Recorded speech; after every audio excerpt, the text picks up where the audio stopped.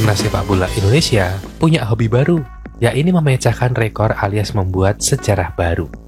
Kali ini Indonesia baru saja menjadi tim ASEAN pertama yang melaju hingga babak keempat kualifikasi Piala Dunia Zona Asia. Meskipun terkesan ompong di kompetisi regional, Garuda mampu terbang tinggi saat tampil di ajang Asia. Datang sebagai satu-satunya perwakilan ASEAN di putaran ketiga kualifikasi Piala Dunia 2026, Timnas Indonesia awalnya dilakukan bisa berbuat banyak. Apalagi Indonesia adalah anak kemarin sore di babak ketiga kualifikasi Piala Dunia. Baru pertama kali lolos ke babak ketiga sudah harus satu grup dengan Jepang, Australia, Arab Saudi, Bahrain, dan Cina. Jika lihat kiprah tim ASEAN sebelumnya, Thailand dan Vietnam, para raksasa Asia itu pasti anggap remeh tim Garuda. Meskipun begitu, tidak ada kata mundur. Timnas Indonesia hadir bukan untuk jadi bulan-bulanan tim raksasa Asia. Skuad merah putih buktinya bisa membuat tim sekali Arab Saudi dan Bahrain tidak bisa menang dalam 2 pertemuan. Indonesia sudah merangkum sederet rekor yang dicapai timnas di putaran ketiga kualifikasi Piala Dunia 2026 Zona Asia. Berikut diantaranya, timnas Indonesia adalah satu-satunya negara ASEAN yang sukses ke babak keempat kualifikasi Piala Dunia. Sebelumnya paling mentok di putaran ketiga yakni Vietnam dan Thailand. Itu pun menjadi lumbung poin bagi tim lawan. Timnas Indonesia saat ini bertengger di posisi keempat dengan koleksi 12 poin dari 9 laga di grup C, putaran ketiga kualifikasi Piala Dunia 2026 Zona Asia. Perolehan poin tim Indonesia adalah yang paling tinggi di antara tim Asia Tenggara lain yang bertarung di kualifikasi Piala Dunia putaran ketiga Piala Dunia. Sebelumnya Vietnam yang meraih 4 poin di kualifikasi Piala Dunia 2022, sementara Thailand hanya meraih 2 poin di kualifikasi Piala Dunia 2018. Timnas Indonesia tidak pernah sekalipun mendapatkan kemenangan kala jumpa Arab Saudi. Terakhir kali timnas mendapatkan poin dari Arab di kompetisi resmi adalah 6 Oktober 1983. Saat itu pertandingan berakhir imbang 1-1 pada ajang kualifikasi Olimpiade 1984. Sebenarnya timnas pernah 2 kali menahan imbang Arab Saudi pada 1997 dengan skor 1-1 dan pada 2011 dengan skor 0-0, namun keduanya merupakan pertandingan uji coba. Hasil yang diraih pada pertandingan terakhir menjadi pemecah rekor 21 tahun tidak mampu mencuri poin dari Arab Saudi di kompetisi resmi. Gol oleh Romani dari titik penalti merupakan satu-satunya gol yang tercipta pada pertandingan Indonesia melawan Cina. Satu gol yang memecahkan rekor kemenangan yang sudah tertimbun selama 38 tahun lamanya. Tim Merah Putih terakhir kali menang saat kontra Cina pada 38 yang lalu, tepatnya pada 20 Februari 1987 silam. Saat itu timnas Indonesia berhasil menyerahkan 3 gol berbalas 1 gol dari Cina. Indonesia menang 3-1 di ajang Kings Cup. Skuad Garuda berhasil poin melawan tim dengan peringkat di atas 100 dalam 5 pertandingan terakhir. Mulai dari 4 poin saat melawan Arab Saudi di kandang maupun tandang yang memiliki peringkat 56. Kemudian menahan imbang tanpa gol saat menjamu Australia memiliki peringkat 25. Kemudian mencuri poin di kandang Bahrain yang berada di peringkat 76 serta 3 poin saat menjamu Bahrain di GBK.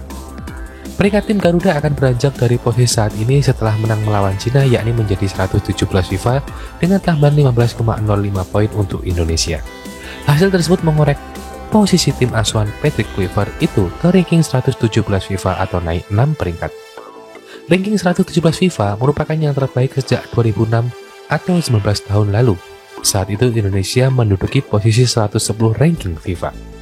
Saat ini timnas Indonesia berada di peringkat 123 FIFA dengan jumlah poin 1143. Perkembangan peringkat timnas Indonesia dalam 2 tahun terakhir juga patut diapresiasi. Sejak awal 2023, ranking FIFA tim Garuda terbang 26 peringkat hingga saat ini.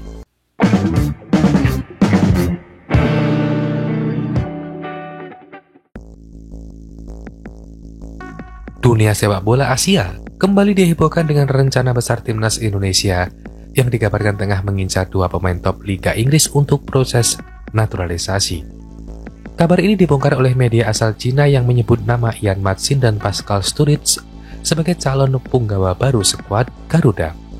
Tidak tanggung-tanggung, nilai pasar gabungan kedua pemain tersebut mencapai 37 juta euro atau sekitar 596 miliar rupiah. Jika benar-benar terwujud, maka ini akan menjadi naturalisasi terbesar dalam sejarah sepak bola Indonesia baik dari segi kualitas maupun nilai investasi. Ian Maatsen, pemain muda berposisi sebagai bek kiri yang kini membela Aston Villa, menjadi salah satu nama yang mencuri perhatian. Meski pernah dipanggil ke tim Belanda di level junior, ia belum mencatatkan debut di tim senior. Fakta ini membuka celah bagi Indonesia untuk menaturalisasi sang pemain, apalagi ia disebut memiliki darah Indonesia dari sang ibu. Performa Maatsen terbilang impresif. Ia adalah produk Akademi Chelsea dan musim lalu sempat dipinjam ke Borussia Dortmund, di mana ia tampil di ajang Liga Champions. Kecepatan teknik serta kemampuan bertahan dan menyerang membuatnya menjadi aset berharga di posisi bek kiri yang selama ini menjadi titik lemah di timnas Indonesia. Sementara itu, Pascal Sturridge, bek tengah tangguh yang bermain untuk Leeds United, juga dikabarkan masuk dalam radar naturalisasi. Pemain bertinggi badan 190 cm ini punya ketangguhan fisik dan kemampuan membaca permainan yang mumpuni.